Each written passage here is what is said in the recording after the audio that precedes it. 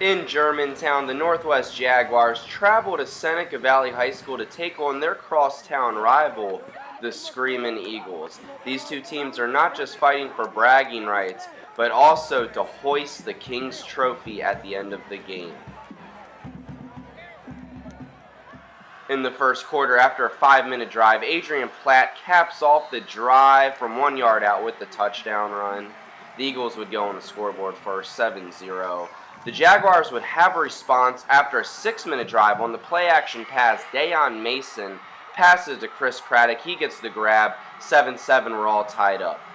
In the second quarter, the Screamin' Eagles tacked on a field goal, but with 22 seconds remaining in the first half, Khalil Owens gets the handoff and dives over to the defender, crossing the goal line. That would be good for a touchdown, 14-10 to end the first half. But in the second half, off a great play fake, Darius Goldstein would receive the handoff from about 10 yards out. He would be good for the touchdown. The Screamin' Eagles reclaim the lead. But about 2 minutes later, the Jaguars have a response. Khalil Owens gets the handoff outside, getting some great blocks downfield.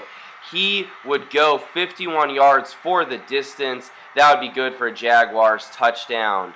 The Screamin' Eagles' following drive would be very crucial, but the Northwest Jaguars defense would come up big, creating a turnover in the backfield.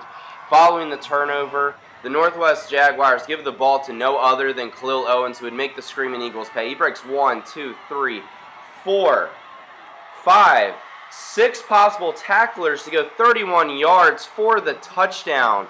He would end up having 4 touchdowns on the night and 174 total purpose yards.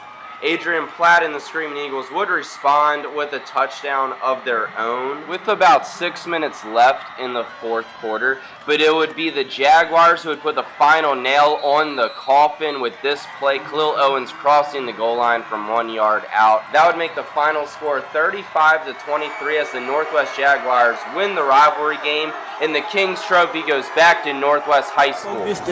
We had motivation coming from everywhere, people saying that Seneca was going to win.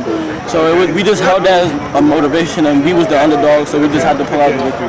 This is my 4th year at Northwest, and I only lost the trophy one time last year, my junior year, and it felt horrible, and I just never wanted that taste in my mouth again.